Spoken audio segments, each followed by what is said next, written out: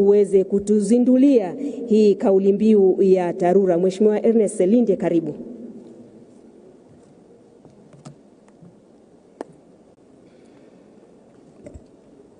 Mheshimiwa Waziri wa Nchi, Ofisi ya Rais TAMISEMI, Mheshimiwa Umi Mwalimu, Mheshimiwa Katibu Mkuu Profesa Shemdoe, Mheshimiwa Naibu Katibu Mkuu, Ofisi ya Rais TAMISEMI anayesimamia elimu, ndugu yangu ambao ni mameneja wa TARURA mikoa na wilaya, wadau wote ambao tumeongozana leo pamoja, niseme itifaki kazi iendelee.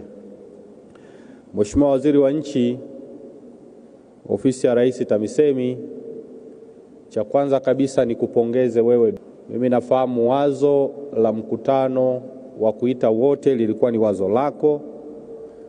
Wewe kwa kushirikiana na mtendaji mkuu mmefanikisha mkutano huu vizuri sana. Kwa hiyo nikupongeze sana kwa hilo. Nimpongeze sana Mheshimiwa Rais wa Jamhuri ya Muungano wa Tanzania, mama yetu Samia Hassan Suluhu, moja, kwa kukubali kuiongezea fedha TARURA mpaka leo tunapokutana hapa kwa mara ya kwanza katika historia ya nchi yetu. TARURA tumepata fedha nyingi sana. Ukiangalia bajeti ambayo imekuwepo kwa miaka yote, fikiria kutoka bajeti ya bilioni 275 mpaka bilioni 934, kwa kweli ni hatua kubwa sana katika historia ya nchi yetu. Kwa hiyo nipongezi sana kwa Mheshimiwa Rais kwa kukubali, lakini vile vile nipongezi vile vile kwa bunge kupitia spika wetu Bwana Job Ndugai kupitisha chanzo kile cha fedha ambacho leo TARURA tumefikia hapo. Mheshimiwa Waziri wa Nchi, naamini kabisa mkutano huu na malengo ambayo tumejiwekea, na ninaamini mara baada ya mkutano huu yale malengo yote na mikakati ambayo tutaijadili hapa yatakwenda kukamilika kama ambavyo tumekusudia. Na niseme tu kwamba Mheshimiwa Waziri wa Nchi na watendaji wetu wote wa TARURA katika ngazi za mikoa na wilaya, Ofisi ya Rais, tawala za mikoa na serikali za mitaa chini ya Waziri wa Nchi Mheshimiwa Umi Mwalimu, tuna imani kubwa sana na nyinyi na utendaji wenu. Tunaamini kabisa kwamba haya malengo ambayo tumejiwekea na ile ongezeko la fedha ambalo tumelipata, ninaamini atakwenda kuleta matokeo chanya. Na kufanya hivyo tutakuwa tujamwangusha Mheshimiwa Rais ambaye yeye ndio amekubali kwa moyo wake mkunjufu kuongeza fedha nyingi kwa kiasi hiki kwa mara ya kwanza katika historia yetu. Kwa hiyo nisiseme sana kwa sababu mwenye mkutano ni wewe Waziri wa Nchi. Niseme tu karibu kutufungulia mkutano wetu ili tuweze kuanza. Karibu sana Mheshimiwa Waziri wa Nchi.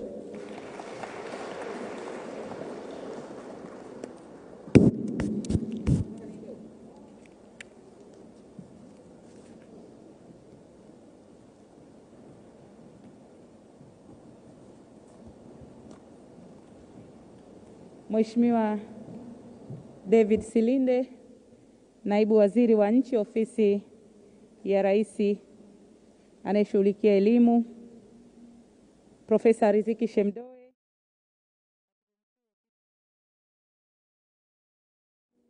nadhani ngoja nivue mask ndio tutaongea vizuri.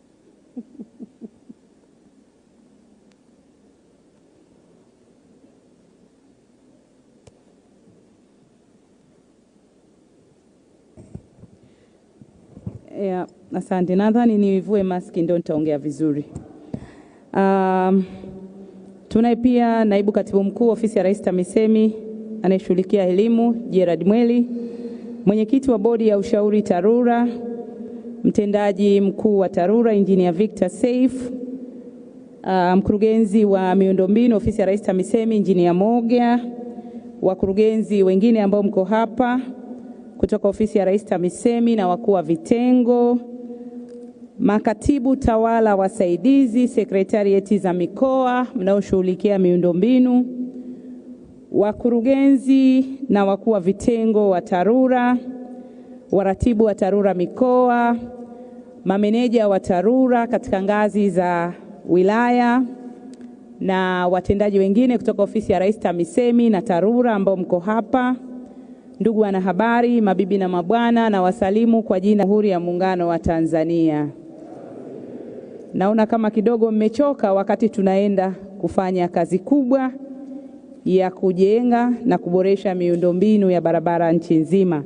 Lakini awali ya yote na mimi nianze kwa kumshukuru Mwenyezi Mungu mwingi wa rehema kwa kutujalia afya njema, lakini nishukuru sana kwa kupata fursa hii ya kushiriki katika mkutano huu wa kazi wa kujadili utekelezaji wa kazi za barabara za vijijini na mijini ambazo kisheria zinajulikana kama barabara za wilaya, district roads, zinazosimamiwa na wakala wetu wa barabara mijini na vijijini TARURA. Amesema vizuri naibu waziri. Kwa nini tumefurahi kuona kwamba leo tunakutana hapa? Wakati tumeingia ofisi ya Rais TAMISEMI, moja ya changamoto au malalamiko makubwa ambayo tumeyakuta pale ni uwezo wa kifedha wa TARURA katika kutekeleza majukumu yake. Na suala hili tuliliwasilisha kwa Mheshimiwa Rais Samia Suluhu Hassan na akatuelewa. Na bahati nzuri Mheshimiwa Rais katika kampeni, kipindi cha kampeni, alipita takriban mikoa yote 26 ya Tanzania na anazifahamu vizuri hali za barabara. Kwa hiyo tunafurahi kwamba Mheshimiwa Rais Samia Suluhu Hassan alikubali ombi letu la kuongeza fedha kwa ajili ya kazi za ujenzi na maboresho ya barabara. Kwanza tukapata fedha kutoka mfuko mkuu wa serikali bilioni 127. Haijawahi tokea tangu TARURA imeanzishwa kukawa na fedha kutoka serikali kuu nje ya fedha kutoka kwenye mfuko wa barabara, road fund.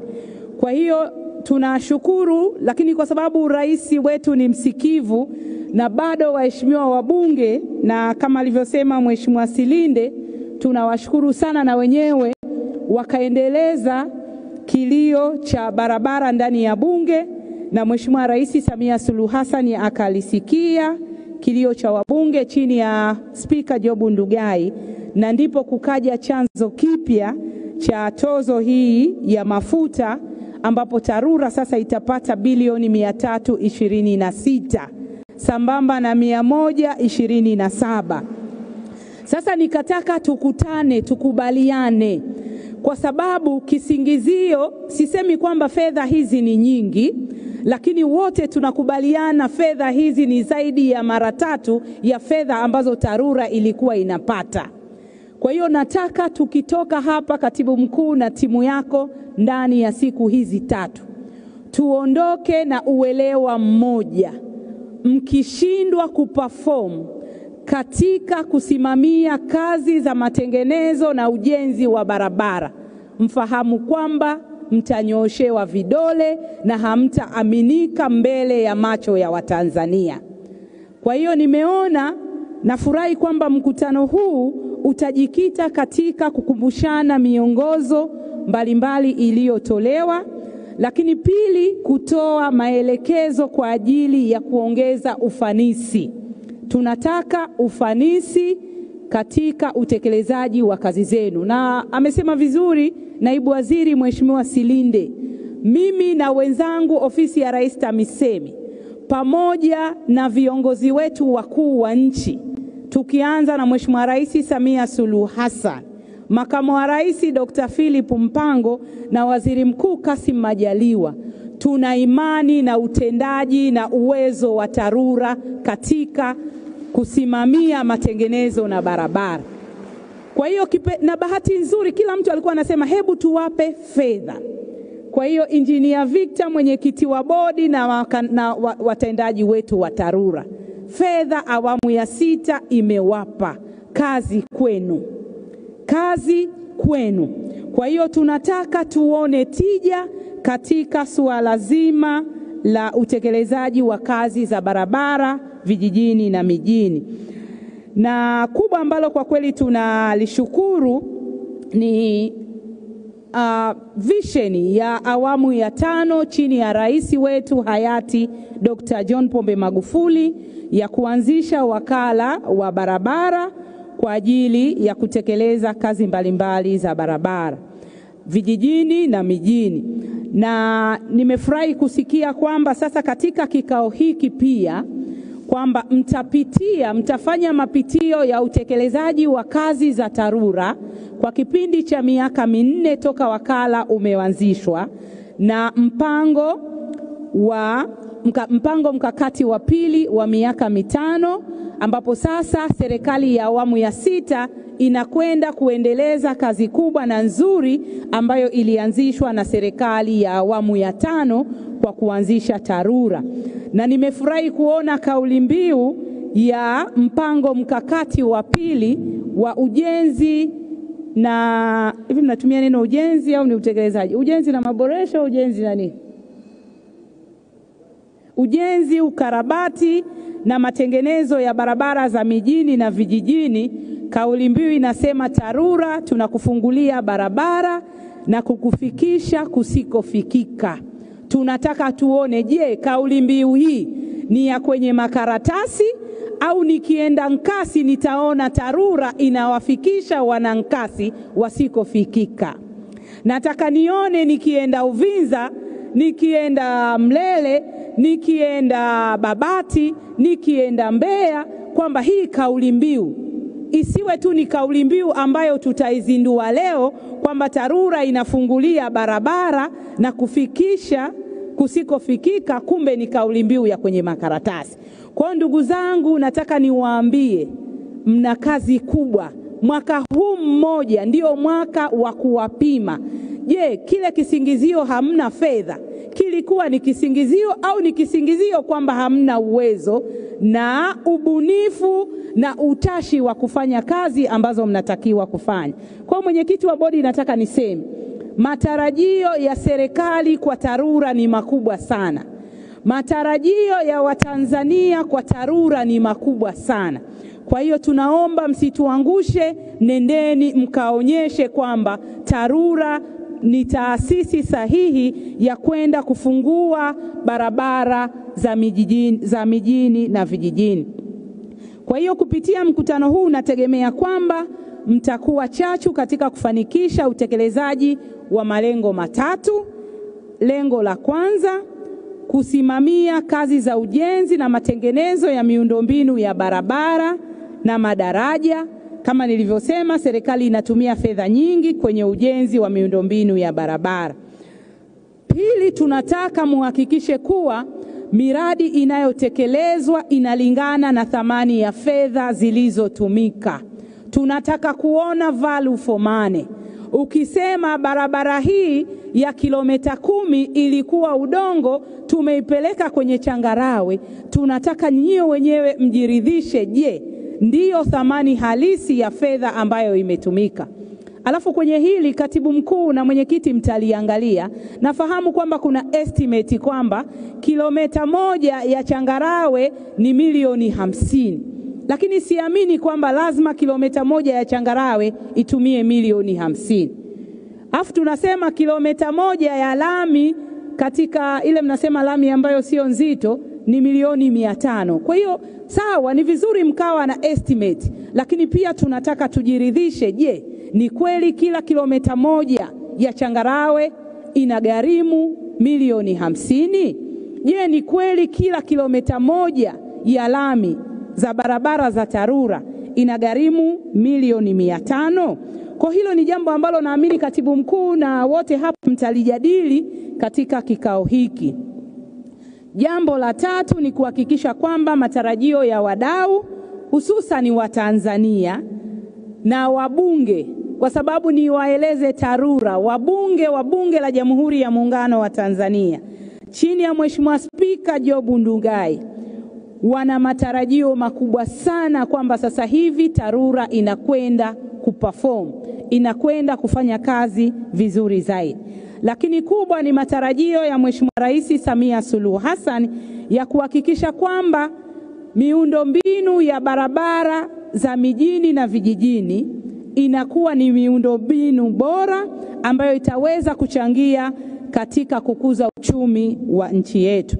Kwa hiyo ndugu washiriki wa kikao hiki, ameeleza vizuri mkurugenzi mtendaji wa TARURA kwamba wakati wakala unaanzishwa mtandao wa barabara ulikuwa kilomita 108,946, lakini sasa hivi umeongezeka hadi kufikia kilomita 144,429 kama zilivyotangazwa katika gazeti la serikali namba 463 la tarehe 25 mwezi wa 6 mwaka 2021.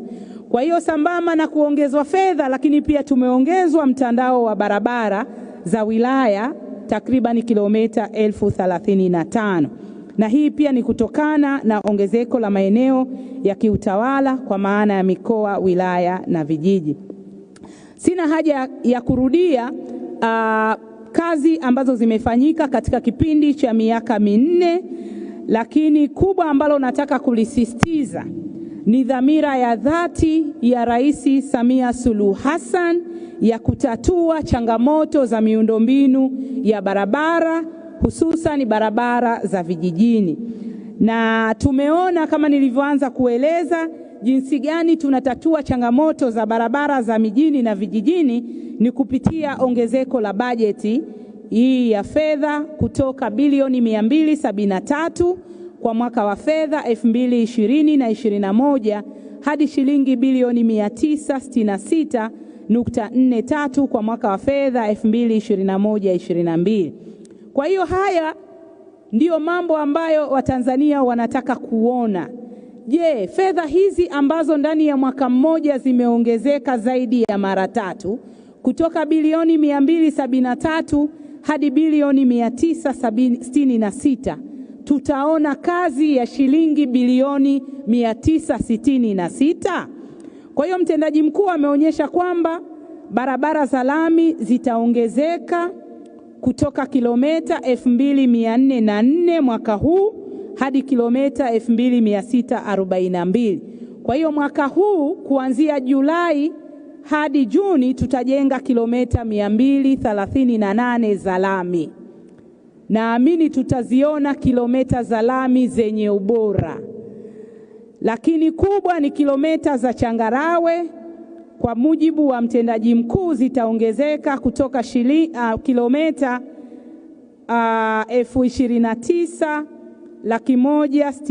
29,166 hadi kilomita 41,155. Narudia tena.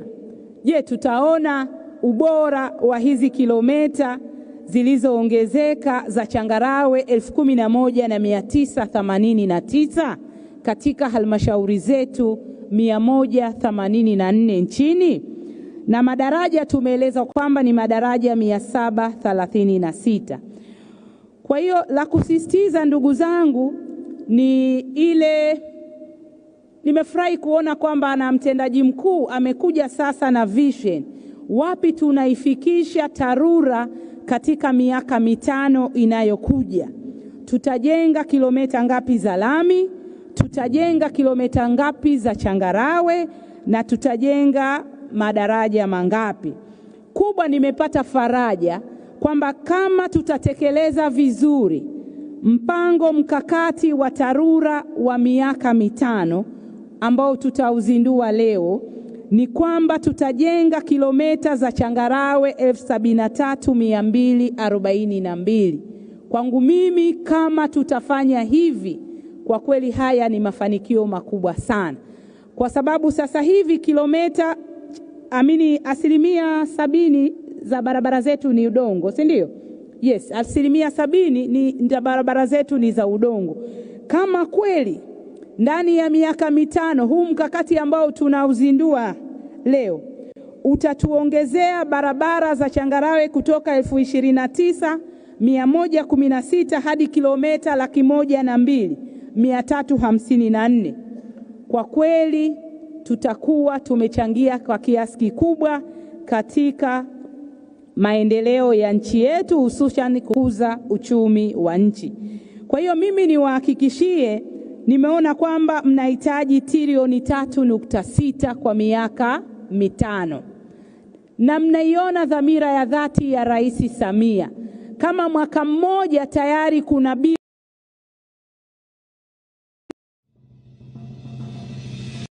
Today we travel 3,300 miles to meet up with one of America's top investors, 𝗙𝗂𝗄𝗧, whose recommendations over the past 5 years are up an average of 281%. That's 17 times the S&P 500's yearly return and 112 times more than the average investor, according to JP Morgan. What is his secret? And more importantly, what is he recommending now?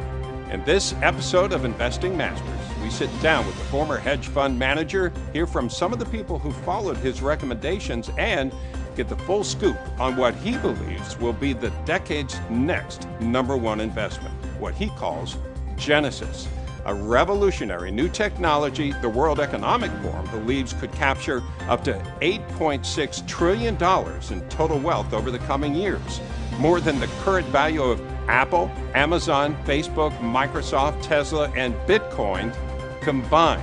When you see a firm like Andreessen Horowitz, one of the most successful venture capital firms in the world, make such an important change to their business model to take advantage of this tech, it's remarkable. When Goldman Sachs said they intend to double their headcount to focus on this opportunity, you've got to pay attention. I believe this is going to be huge, absolutely massive. Get ready for a new special edition of the Investing Masters. I'm Bob Sellers for Investing Masters. In my 30-year career as a financial journalist, news anchor, and reporter, I've had the opportunity to interview many of the biggest names in business and investing. Legends like Jeff Bezos, Steve Forbes, Jim Rogers, Bill Gross, and Peter Lynch. Lynch, for example, reached rock star status in the investment world after he led Fidelity's Magellan Fund to a staggering 29.2% per year return over 13 years.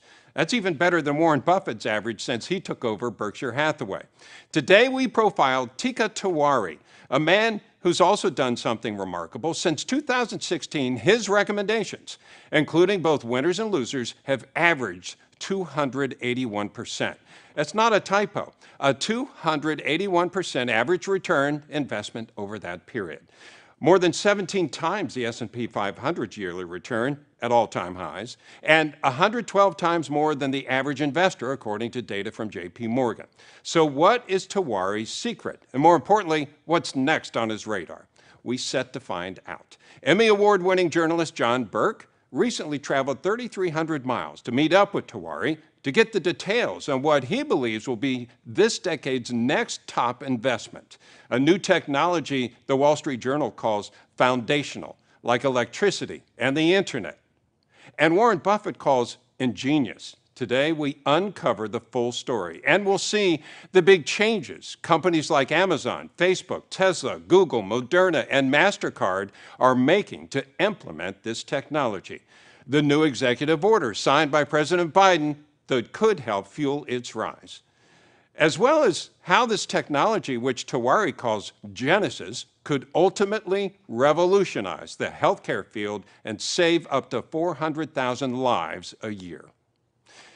In this program, you're going to hear various figures and projections discussed. Every fact was checked by a team of researchers, and we invite you to do your own due diligence. With that said, let's head out and meet investing master 𝗙𝗂𝗄𝗧. Tika, I've read up on your story. Now, you grew up in the UK foster care system, and at age 16, you leave for America, you have $150 in hand. By age 20, you become the youngest VP ever at Shearson Lehman, one of the biggest brokerage firms at the time. Now, you go on to run your own successful hedge fund. And then, seemingly, at the height of your career, you leave it all behind. choosing instead to provide investment recommendations not for Wall Street's rich elite, but for regular, everyday Americans. Yeah, that's absolutely right, John. That's how it all shook out. Well, you know, it's really since then that you've shined the most. While you did warn Americans about the financial meltdown back in 2007 and wrote about the benefits of owning Amazon over eBay in 2008 before the stock shot up 50 times, over the last 5 years, you've done something remarkable. You've quite simply trounced the market. Now, we dug through your track record, and while not all of your picks went up, it's understandable, but out of 63 investment recommendations, your average gain was 281%. And I'm going to be honest with you here. When I see numbers like that, and this is no offense, but I think to myself, did this guy get lucky? I mean, what happened? Tell us, Tika, how'd you do it, and why'd you leave Wall Street? John, first of all, there's no offense taken at all. You know, you're not the first person to ask me these questions. So let's talk about my time on Wall Street for a little bit. I worked on Wall Street in a career that spanned 3 separate decades. Started in the 80s, all through the 90s, and then into the 00s. And it was an amazing training ground. You know, there's a reason why many of the country's brightest people end up there. And when you're surrounded by smart people, and if you work hard and you make wise choices, the chances are really stacked in your favor that you're going to get rich, or at least very well off by most people's standards. But there is a point, John, that you hit in your career on Wall Street when you realize that there's more to life than just adding another zero to your bank account. And I've got to tell you, helping somebody who was already very wealthy get even wealthier, it wasn't giving me a sense of fulfillment anymore.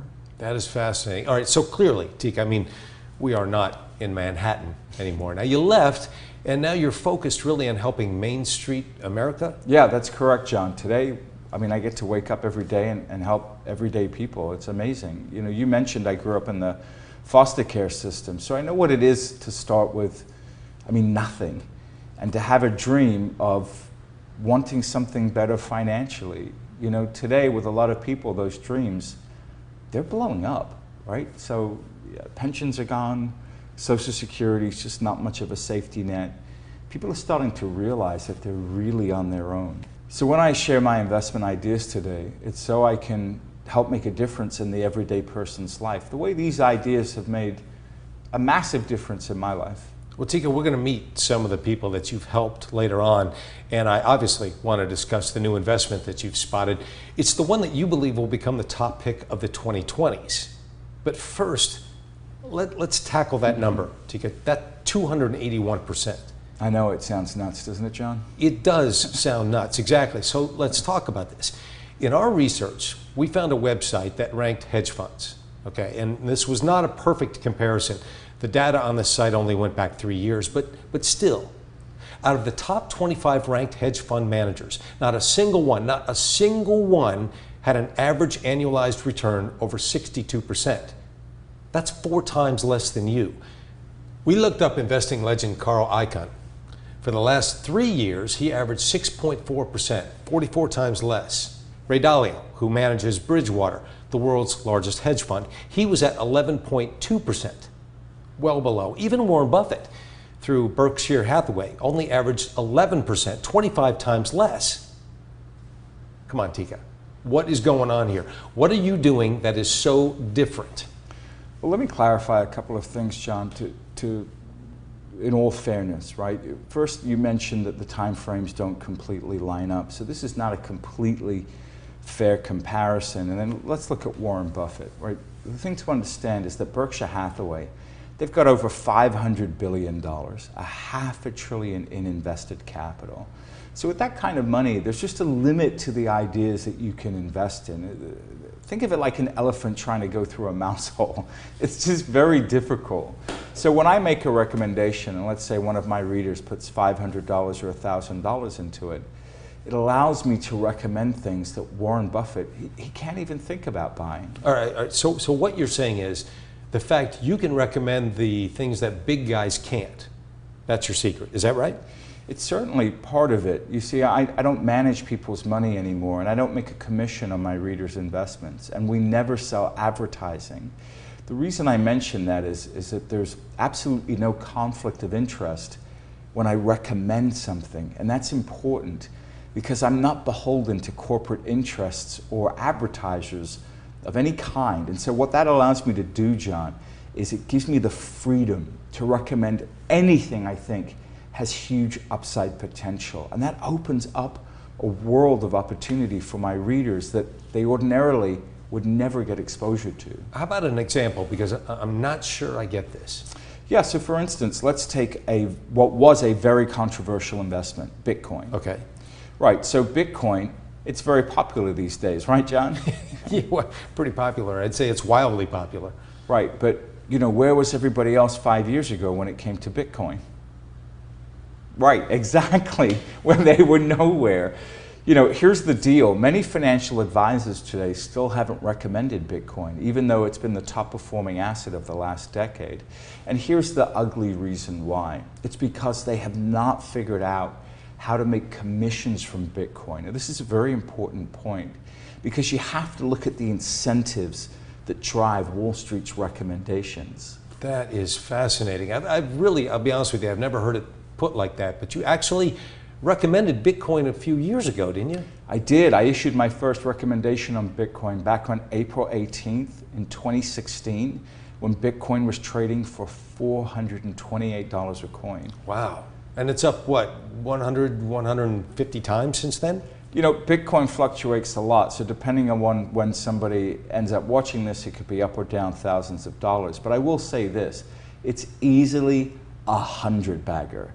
That's 100 times your money. And that, John, is my secret. If you want to give your portfolio a massive boost, you've got to open your mind to all the possibilities, not just the possibilities that Wall Street gets paid to foist upon you. You've got to unplug from that Wall Street matrix, from that machine, and you can't be stuck in the past or be doing what everyone else is doing. I'll say this, you've got to look for that next big idea that can create massive wealth. Okay, Tika, so here we are. What is the next big thing? I mean, people are piling into Bitcoin right now, so is that still the best move?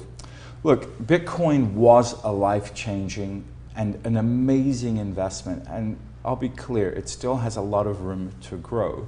But let me just say this to everyone watching here right now, John. Bitcoin is not my #1 pick for the 2020s. What I'm recommending today is something different and something that is much bigger than Bitcoin. Well, it's interesting because in my research, Tika, Bilioni 966. Sioni wapi Rais Samia atashindwa kupata trilioni 3.6. Sioni kabisa ni wapi Rais Samia atashindwa. Na ninavyomjua Rais Samia, ni nyie wenyewe kujipanga. Hizi trilioni 3.6 ana uwezo wa kuzitafuta ndani ya miaka 3. Maana yake twendeni tukaonyeshe kwamba bilioni 966 tunaziweza na tutafanya kazi badala ya mwaka mmoja, tutafanya miezi 9, kazi yenye ubora na yenye ufanisi na yenye viwango vinavyohitajika. Nataka kuhakikishia tena injinia mwenyekiti wa bodi, mnazungumzia trilioni 3.6 kwa miaka 5. Ninamjua Rais Samia Suluhu Hassan. Dhamira yake ya kufungua barabara za vijijini, dhamira yake ya kuboresha barabara za vijijini, hii fedha sina shaka Mheshimiwa Rais ataweza kuipata. Kwa hiyo mimi naomba nisisitize mambo makubwa kama 5. Jambo la kwanza, tunapoongelea ongezeko la fedha za matengenezo na ujenzi wa barabara, kuna mambo lazima yafanyiwe maboresho. Jambo la kwanza, pamoja na vigezo vingine vilivyopo vya kuweka vipaumbele vya barabara, ni vyema kigezo cha urefu wa barabara kulinganisha na ukubwa wa maeneo kikazingatiwa. Kwa mfano, nilikuwa Tanganyika, wilaya yenyewe ya Tanganyika ina mtandao wa barabara kilomita 1800, lakini naomba nitoe kwanza wilaya ya Mlele. Kwa mfano halmashauri ya wilaya ya Mlele ina mtandao wa barabara wenye urefu wa kilomita 156.9, lakini ukubwa wa halmashauri ya Mlele ni kilomita za mraba 13,959. Sasa unapotoa fedha ya barabara kwa kuzingatia mtandao wa barabara bila kuzingatia ukubwa wa eneo, kuna halmashauri hatuzitendei haki. Kwa mfano halmashauri ya manispaa ya Moshi, na sisemi kwamba Moshi wasipewe fedha, lakini Moshi ina ukubwa mita za mraba, halmashauri ya Moshi ina urefu wa ukubwa wa barabara, halmashauri yenye urefu mkubwa wa barabara kulinganisha na ukubwa wa eneo ni halmashauri ya manispaa ya Moshi, ambayo road density kwa mita za mraba ni 50, mita za mraba 50 ni 309. Hivyo tofauti iliyopo ni kubwa sana kati ya 0.6 hadi 300, sijui kama nimeeleka vizuri. Mlele ana kilomita za barabara, ana urefu mtandao wa barabara wenye urefu wa kilomita 156, na ukubwa wa eneo la Mlele ni kilomita za mraba 13,959. Ukifanya road density kwa mita za mraba 50 inakuwa ni 0.6. Sasa mchukulie manispaa ya Moshi ambayo kilomita zake za, ukichukua road density ya Moshi kwa mita za mraba 50 ni 309. Hivyo tofauti iliyopo ni kubwa sana. Unaiona Mlele ni 0.6, Moshi anapata 309. Nadhani mmenielewa nilichokuwa nasema. Lakini pia nilikuwa Mlele, Tanganyika. Tanganyika mtandao wake wa barabara unakuta, Tanganyika yuko hapa, tulikuwa wote engineer. Mna mtandao wa kilomita ngapi? 1,800, si ndio? Ni 1,800. Alafu Siha ana mtandao wa barabara kilomita ngapi? Siha? Naomba mumpe mic. Nataka pointi yangu muielewe. Naomba mumpe mic atuambie Tanganyika nilikokuwepo, alafu aniambie na Siha ana kilomita ngapi. Alafu wote mnaangalia, naomba uniambie ukubwa wa eneo na kilomita zako za mraba, za barabara. Tuanze na Siha kwanza. Siha una ukubwa gani wa eneo? Samahani mheshimiwa, ukubwa wa eneo nitasahau, lakini kilomita. Sorry? Ukubwa wa eneo nitasahau, lakini urefu wa barabara na kilomita 473.52. Hapo sisikii vizuri. Yaani PI system sio. Mheshimiwa Waziri, urefu wa barabara ni kilomita 475.52. Siha, lakini area coverage ya Siha ni ngapi? Kidogo mheshimiwa, samahani kidogo. Okay, hai. Okay, Mlele una mtandao wa barabara kilomita ngapi? Lakini nadhani pointi yangu imeeleweka. Yaani tuangalie, mimi natoka Tanga City Council.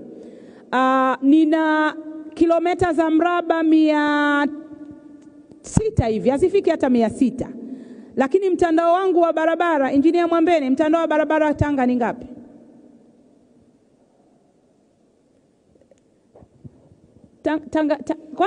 Tanga tuna mtandao refu kilomita ngapi?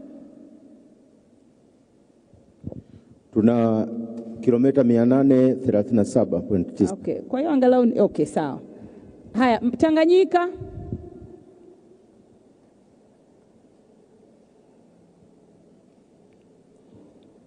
Mheshimiwa, Tanganyika ni 1061.33 kilomita. 1800? 1061. 1061.33. Yes. Okay, asante. Kwa hiyo pointi yangu ni kwamba mwenyekiti wa bodi pamoja na mtendaji mkuu, ninachotaka tunapogawa rasilimali fedha ni muhimu tukaangalia kigezo cha urefu wa barabara kulinganisha na ukubwa wa maeneo husika ili tutende haki. Maana yake pia twendeni tukafungue barabara, kwa sababu kuna halmashauri ina eneo kubwa lakini barabara hazijafunguliwa, kwa matokeo yake inajikuta ina mtandao mfupi wa barabara na inapata fedha kidogo.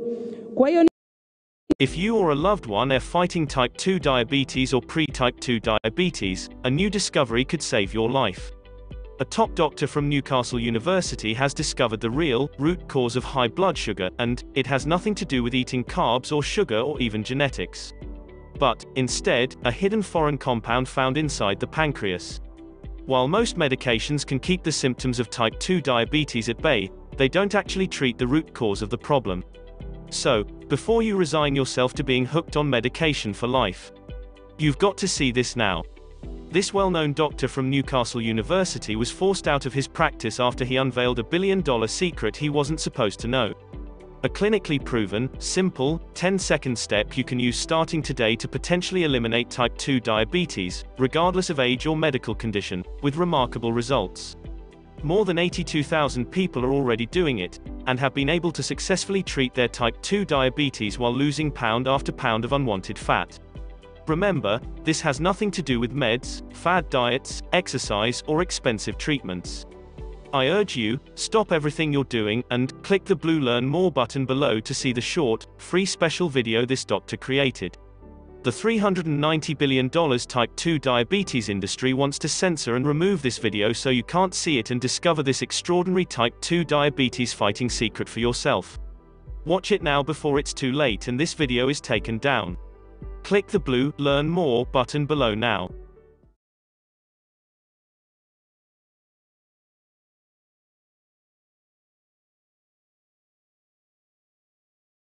When I was 40, I caught my wife cheating. We broke up immediately.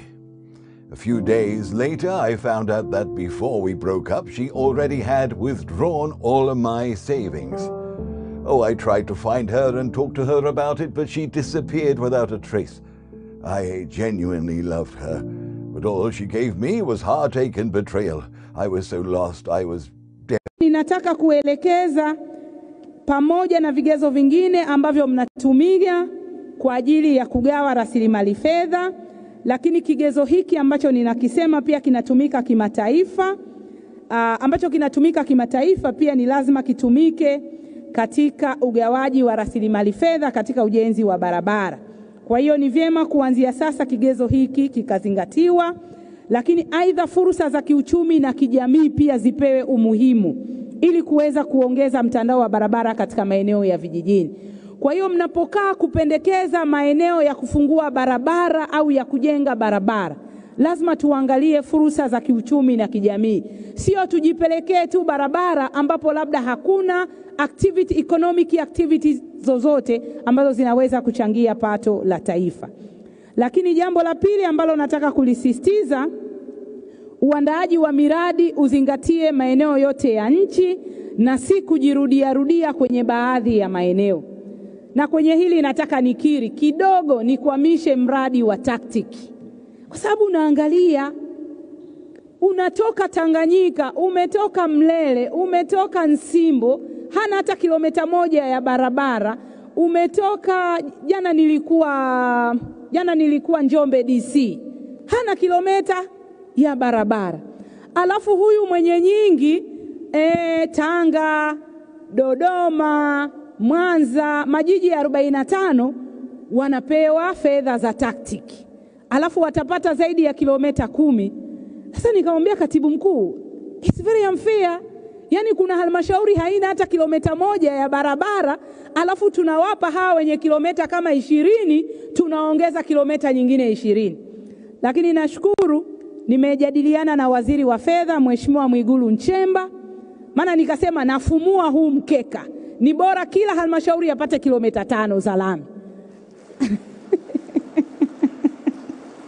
Sasa msinishangilia kwa sababu wale wabunge 45 nadhani wangeniazimia bungeni. Lakini namshukuru Mungu, waziri wa fedha ameniambia, waziri, naielewa konsani yako. Kwa sababu lazima tutende haki.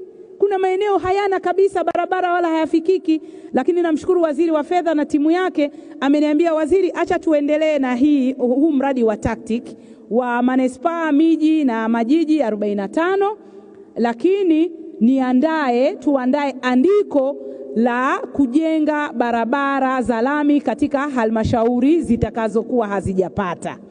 Kwa hiyo hili katibu mkuu na timu yako tulifanyie kazi. Lakini tuna jambo pia tunaliandaa na Dr. Hante, mkurugenzi wa idara ya uendelezaji miji na vijiji. Ana idea yake ya miji midogo inayochipukia. Dr. Hante, ni sahihi? Miji midogo inayochipukia. Kwa hiyo tukaangalia tunaendaje kuchagiza maendeleo ya ujenzi wa miundombinu katika miji midogo inayochipukia. Kwa hiyo tunadhani pia tuchukue halmashauri zote 184, tu-identify kata 2 za pembezoni katika halmashauri. Tutapata halmashauri kata 184 times 2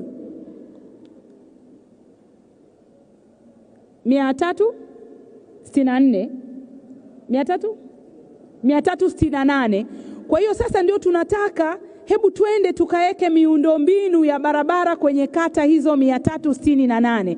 Lakini narudia kwenye ajenda yangu ya kuainisha na fursa za kiuchumi na kijamii. Kwa hiyo ni jambo ambalo pia tunalifanyia kazi, na kwa sababu suala la kutatua changamoto za miundombinu ya barabara ni kipaumbele cha Rais Samia Suluhu Hassan, tunaamini kwamba taktiki itapita, lakini na andiko hili la kuwezesha ujenzi wa barabara katika halmashauri za vijijini nalo pia litapita, pamoja na kufungua fursa za kiuchumi katika kata za pembezoni au katika miji inayochipukia. Tumeona tufanye sasa hivi, kwa sababu unasubiri ndio mnajikuta kwamba mji unakuwa, ukishakuwa miundombinu ya barabara haipitiki, watu wamejijengea ovyo. Kwa hiyo tunaona ipo haja pia ya kutumia hiyo fursa. Jambo la 3, ninahitaji muwashirikishe wadau katika kuandaa mipango na kutoa taarifa za utekelezaji ili kuondoa malalamiko yaliyopo. Na malalamiko makubwa, ndugu zangu, nadhani mnafahamu, wa mabaraza ya madiwani wanaona mmewatenga. Yaani TARURA ilivyoondolewa, wale masuala ya matengenezo na ujenzi wa barabara yalipohamishwa kutoka kwenye halmashauri na kupelekwa TARURA, ni kama mkafunga kabisa mawasiliano. Hamna mawasiliano au mahusiano ya karibu na mabaraza ya madiwani. Kwa hiyo katika hili nadhani mmenisikia, nilieleza kwenye bunge la bajeti 2021 kwamba kuanzia sasa ni lazima muwashirikishe mabaraza ya madiwani katika kupitia na kukubaliana vipaumbele vya barabara zipi au madaraja yapi yatatengenezwa au yatajengwa. Kwa hiyo mnaporudi, bajeti hii imepita, mabaraza ya madiwani yatapitisha bajeti Machi, kila mwezi Machi ndio wanapitisha bajeti. Kwa hiyo kuwe na siku moja mtakuwa mnapeleka mapendekezo na mipango yenu kwenye baraza la madiwani ili kupokea maoni na ushauri. Na tunahitaji ushirikishaji huu ukawa ni ushirikishwaji kweli. Nafahamu katika hizi milioni 500 ambazo Rais Samia amezitoa kila jimbo kwa ajili ya barabara, tayari katika baadhi ya halmashauri kumetokea mivutano. Kuna madiwani wanasema ni bora tugawane milioni 20 kila kata badala ya kupelekwa katika maeneo mawili au matatu.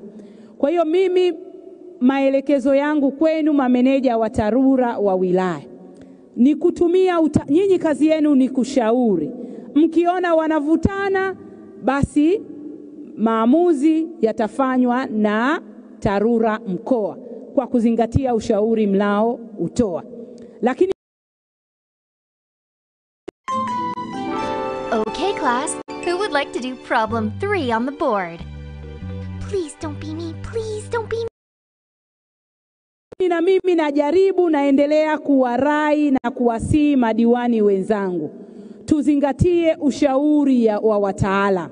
Maana tunataka fedha hizi za Rais Samia zilete matokeo yanayoonekana, ziwe na impact.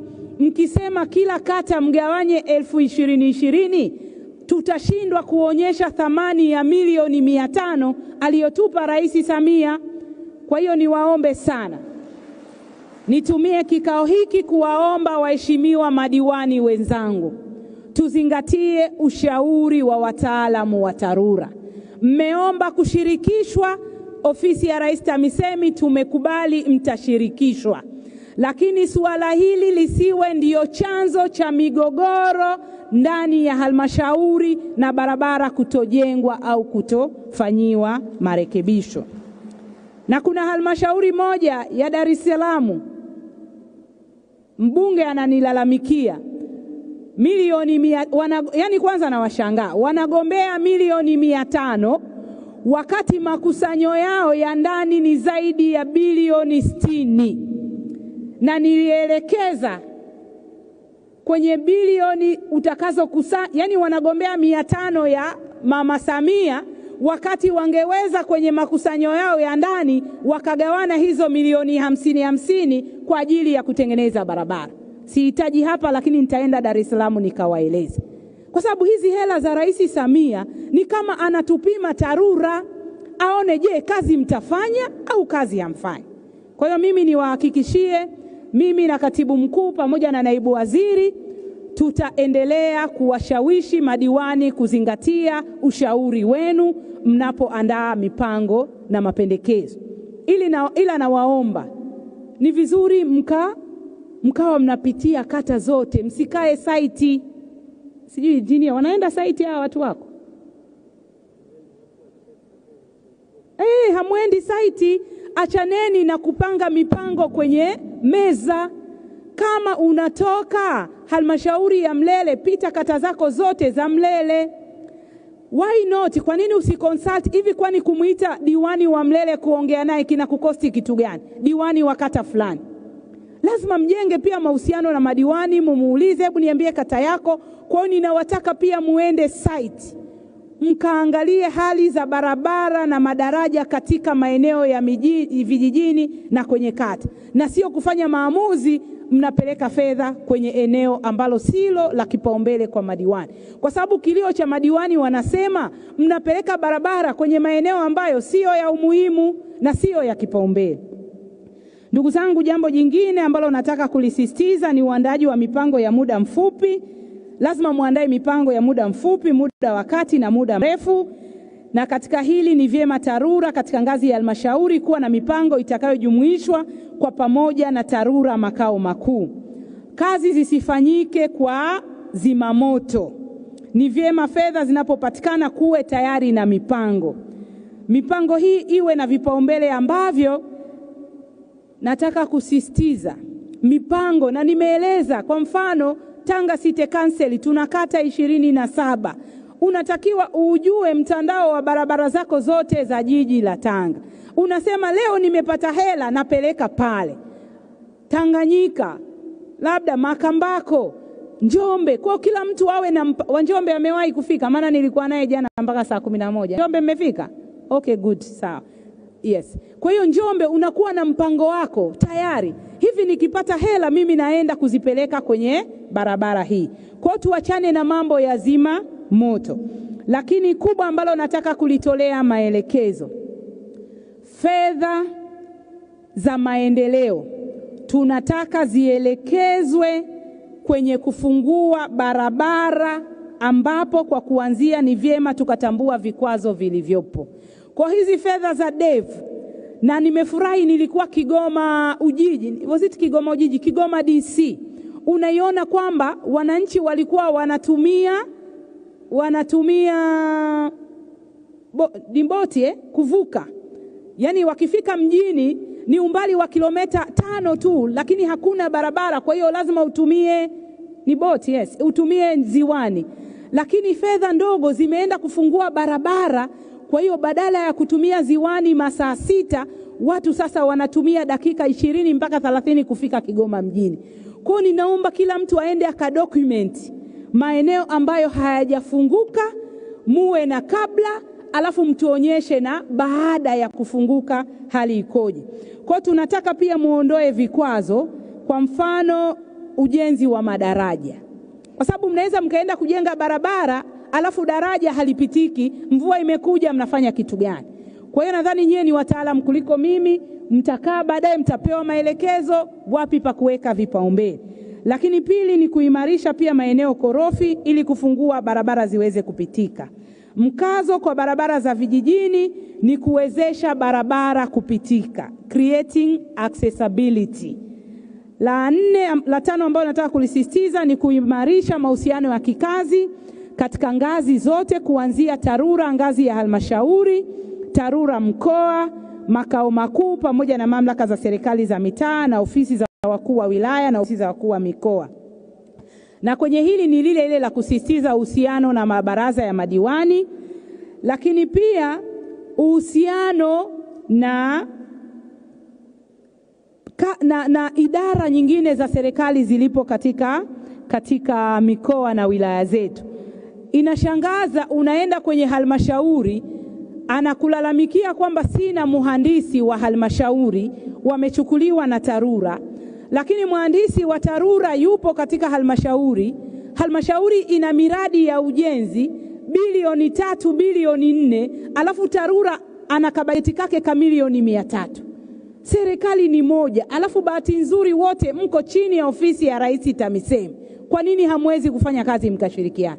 Una milioni 200 huko bize, halmashauri ina miradi ya bilioni 300 haina mhandisi. Wote ni watumishi wa umma. Welcome wherever you are on planet football. You can go anywhere in the world, but nobody feels football like we do. And they sing, they dare to sing. It's a rhythm. 1-2. 1-1-2. Football. La football. Soccer. 1-2. That moves us. Kane. Not a trick. There's no feeling like za mikoa. Na kwenye hili katibu mkuu ni kupongeza wake. Iwe ni binafsi, iwe ni private. Mbona mganga mkuu wa mkoa anajua mambo yote public? Kwa hiyo katibu tawala wasaidizi wa mkoa nilimwambia inakuwa chini ya mkoa wake. Kwa hiyo TARURA DG shusha maelekezo kwa maneja wako wa mikoa.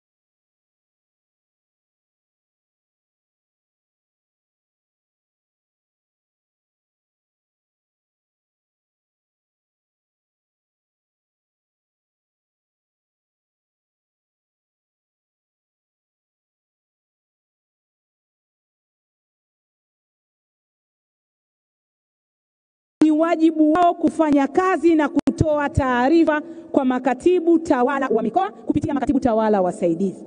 Na nendeni mkakague. Na niliwaombea bajeti ya kukagua miundombinu. Katibu mkuu tumewapa Engineer Moga, tumewapa 5 kila. Lakini jamani, it is something ya kusimamia shughuli zote za miundombinu katika mikoa yenu. Kwa hiyo mtakuwa na bajeti ya milioni 60.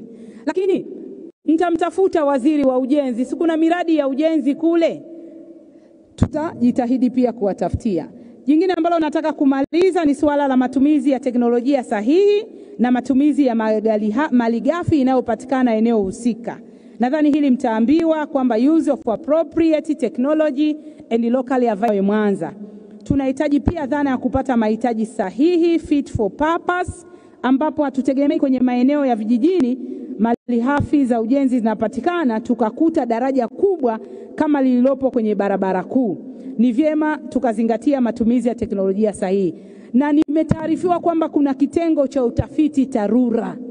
Sasa hebu nendeni mkafanya utafiti. Nimeambiwa kuna teknolojia ya kujenga barabara za vijijini, badala sio lazima lami lakini kuna kitu fulani.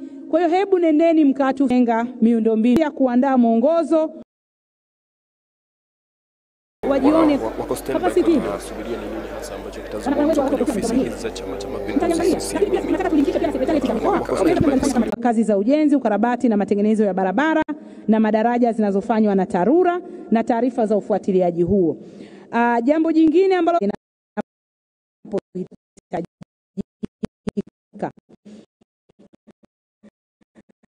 na